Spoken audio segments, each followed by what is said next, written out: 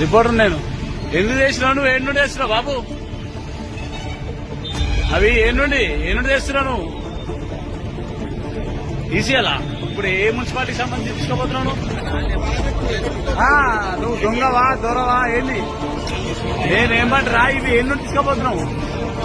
Hayathnagar form Balanagar లో కనిపిస్తున్నాయి ఇవి ఎక్కడ నుండి తీసుకొస్తున్నావు నువ్వు అరే నేనేమంటారా ఇక ఎక్కడ నుండి తీసుకొస్తున్నావు